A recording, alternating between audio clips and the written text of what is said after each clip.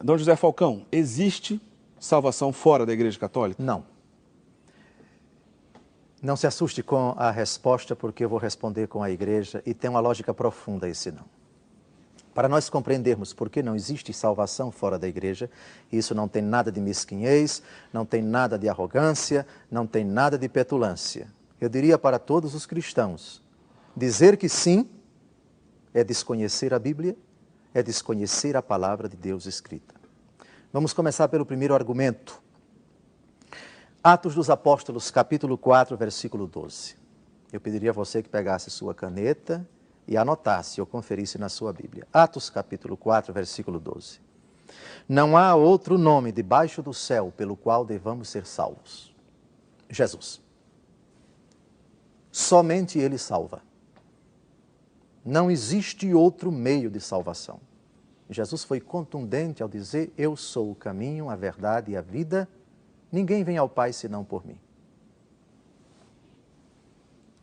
Esse é o primeiro dado, mas não é o único.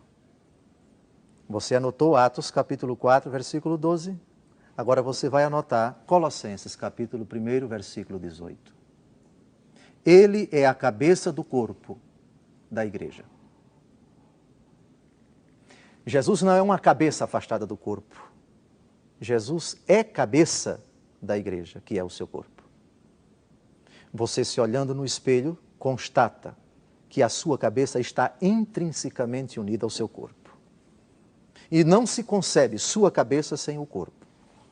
E você não pode separar a sua cabeça do seu corpo. Cristo, o Salvador, só Ele salva, está unido ao seu corpo, que é a igreja. Portanto, propriamente falando, fora da igreja, ou seja, fora do corpo, não há salvação, porque esse corpo está unido à cabeça, e a cabeça, por sua vez, está ligada ao corpo.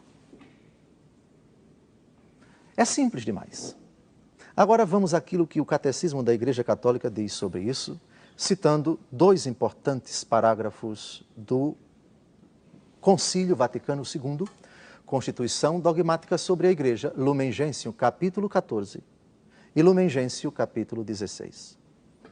Permitam-me citar o Catecismo da Igreja Católica, citando esse texto magistral para explicar por que fora da Igreja não há salvação. Número 846 do Catecismo da Igreja Católica. Como entender esta afirmação, com frequência repetida pelos padres da Igreja? É uma afirmação que já é comum, recorrente nos primeiros séculos da Igreja. Os padres da Igreja dos 6 ou 7 primeiros séculos usavam esta afirmação com muita tranquilidade. Isso é um ponto comum dentro da Igreja. Porque esta afirmação tem sua razão de ser, diz o Catecismo. Formulada de maneira positiva, ela significa que toda a salvação vem de Cristo cabeça, por meio da igreja, que é o seu corpo. Você, quando decide caminhar, quem decide é o seu cérebro. As pernas funcionam comandando, atendendo ao seu cérebro. A cabeça age por meio das pernas. A cabeça age por meio das mãos. Os nossos membros executam aquilo que a cabeça decide. A cabeça é Cristo. Cristo decide por meio da igreja. Pensemos, por exemplo, Lucas 10, 16. Quem vos ouve, a mim ouve. Quem vos rejeita, a mim rejeita.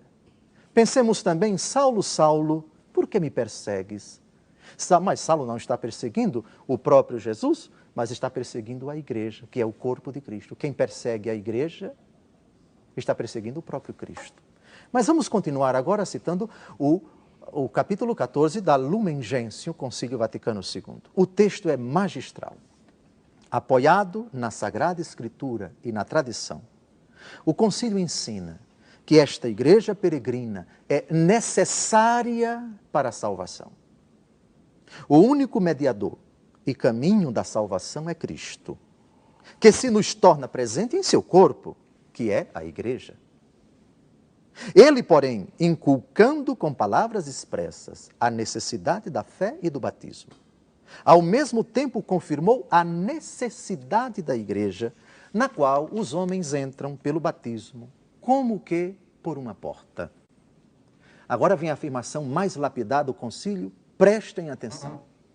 Por isso, não podem salvar-se aqueles que, sabendo que a Igreja Católica foi fundada por Deus, por meio de Jesus Cristo como instituição necessária, apesar disso, não quiserem nela entrar ou nela perseverar. O texto é magistral e é um texto de 1965. Estamos há 50 anos deste texto. Uma afirmação simplicíssima. Contestá-la com o devido respeito é um convite para que se estude mais a teologia, para que se investigue com mais acuidade textos do Novo Testamento, afirmações do próprio Jesus, afirmações do Novo Testamento.